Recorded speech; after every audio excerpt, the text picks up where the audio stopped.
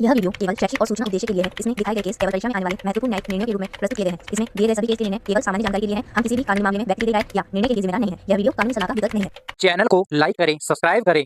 Dictation की गति रहेगी 100 शब्द प्रति मिनट। डिक्टेशन स्टार्ट होगी 5 सेकंड बाद।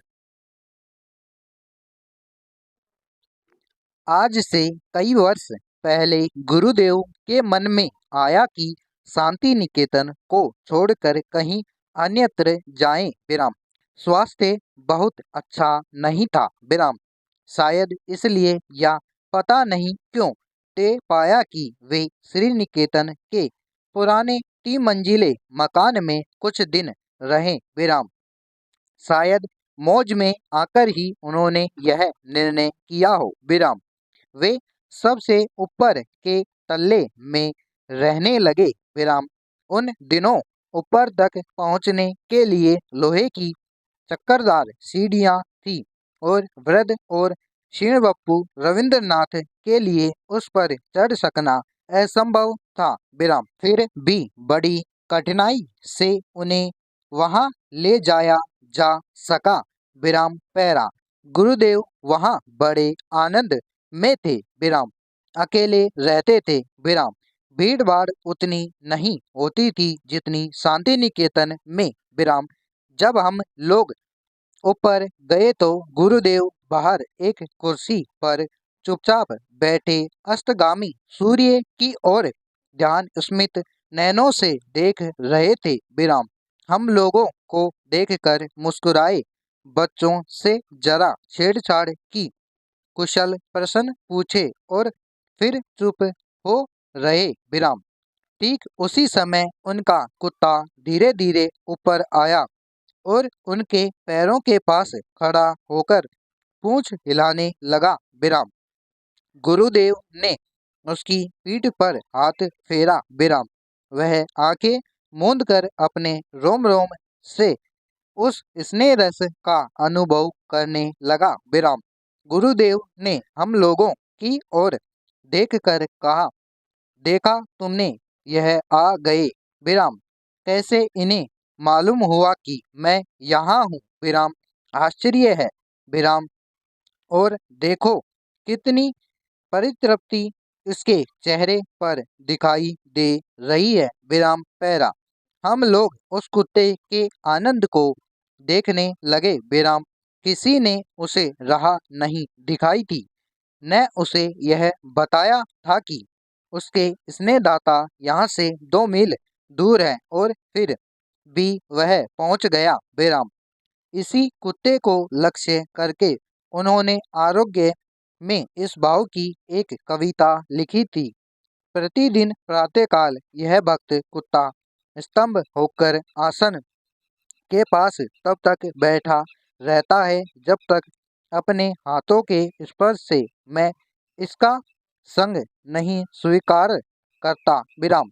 इतनी सी स्वीकृति पाकर ही उसके अंग अंग में आनंद का प्रवाह बह उठता है विराम। इस वाक्यहीन प्राणी लोक में सिर्फ यही एक जीव अच्छा बुरा सबको भेद कर संपूर्ण मनुष्य को देख सका है, उस आनंद को देख सका है जिसे प्राण दिया जा सकता है, जिसमें एहू तक प्रेम डाल दिया जा सकता है, जिसकी चेतना असीम चैतन्य लोक में रहा दिखा सकती है विराम।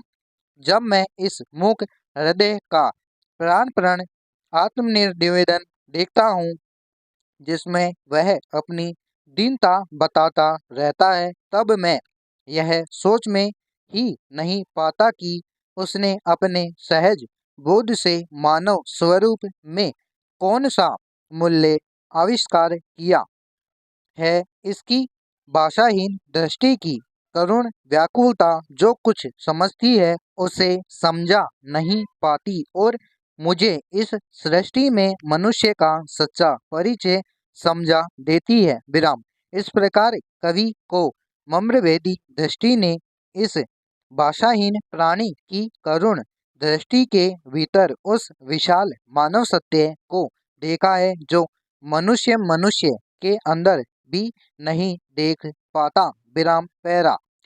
मैं जब यह कविता पढ़ता हूँ तब मेरे सामने श्री निकेतन के तितल्ले पर की वह घटना प्रत्यक्ष सी हो जाती है। विराम। वह आंख मूंद कर अपरिसीम आनंद, वह मूक हृदय का प्राण प्रण आत्मनिवेदन मूर्तिमान हो जाता है। विराम।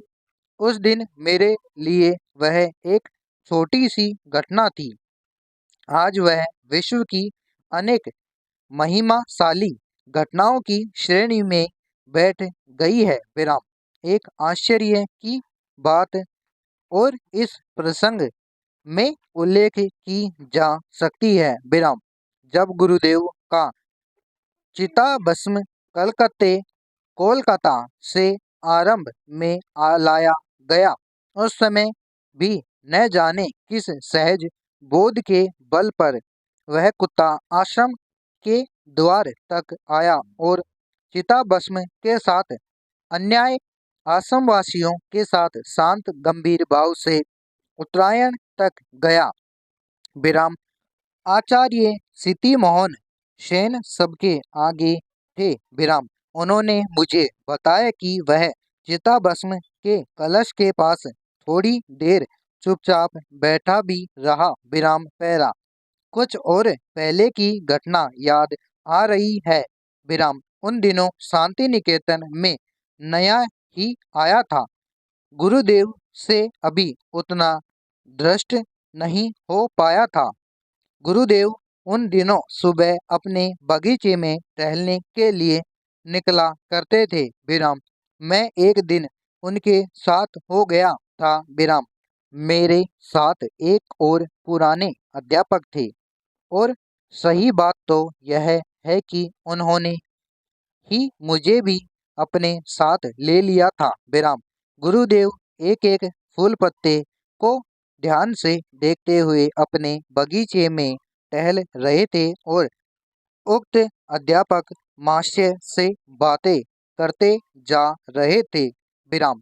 मैं चुपचाप सुनता जा रहा था। विराम। गुरुदेव ने बातचीत के सिलसिले में एक बार कहा, अच्छा साहब, आश्रम के कौवे क्या हो गए? उनकी आवाज सुनाई ही नहीं देती। न तो मेरे साथी उन अध्यापक महाशय को यह खबर थी और न मुझे ही। विराम। बाद में मैंने लक्ष्य किया कि सचमुच कई दिनों से आश्रम में कौवे नहीं दिख रहे हैं। विराम। मैंने तब तक कौवों को सर्वव्यापक पक्षी ही समझ रखा था। विराम। अचानक उस दिन मालूम हुआ कि ये भले आदमी भी कभी कभी प्रवास को चले जाते हैं या चले जाने को बाध्य होते हैं। विराम।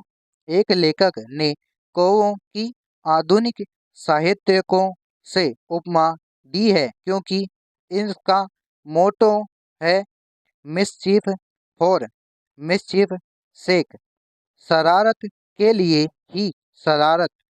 तो क्या कौवों का प्रवास भी किसी शरारत के उद्देश्य से ही था? प्राय एक सप्ताह के बाद बहुत कौवे दिखाई दिए। विराम। पैरा। एक दूसरी बार मैं सवेरे गुरुदेव के पास उपस्थित था। विराम। उस समय एक लंगड़ी मैना फुदक रही थी। विराम। गुरुदेव ने कहा, देखते हो यह युत भ्रष्ट है। विराम। रोज फुदकती है। ठीक यहीं आकर। विराम। मुझे इसकी चाल में एक करुण भाव दिखाई देता है। विराम। गुरुदेव ने अगर कह ना दिया होता तो मुझे उसका करुण भाव एकदम नहीं दिखता। विराम। मेरा अनुमान था कि मैना करुण भाव दिखाने वाला पक्षी है। विराम। वह दूसरों पर अनुकंपा ही दिखाया करती है। विराम। 3-4 वर्ष से मैं एक नए मकान में रहने लगा हूँ। विराम। मकान के निर्माताओं ने दीवारों में चारों ओर एक एक सुराख छोड़ रखी है। विराम। यह कोई आधुनिक वैज्ञानिक खतरे का समाधान होगा। विराम। सो एक मैना दंपति नियमित भाव से प्रतिवर्ष यहाँ गृहस्थी जमाया करते हैं। विराम। तिनके और चीथड़ों का अंबार लगा देते हैं। विराम। भले मानस गोबर के टुकड़े तक ले आना नहीं भूलते। विराम। हैरान होकर हम सुराखों में ईंटें भर देते हैं, परंतु वे खाली बची जगह का भी उपयोग कर लेते हैं। विराम। पति पत्नी जब कोई एक तिनका लेकर सुराख में रहते हैं तो उनके भाव देखने लायक होते हैं। विराम। पत्नी देवी का तो क्या कहना। विराम। एक तिनका ले आई तो फिर एक पैर पर खड़ी होकर जरा पंखों को फड़फड़ा दिया, चोंच को अपने ही पैरों से साफ कर लिया और नाना प्रकार की मधुर और ज्योतिघोषी वाणी में गान शुरू कर दिया। विराम। हम लोगों की तो उन्हें कोई परवाह ही नहीं रहती। विराम समाप्त।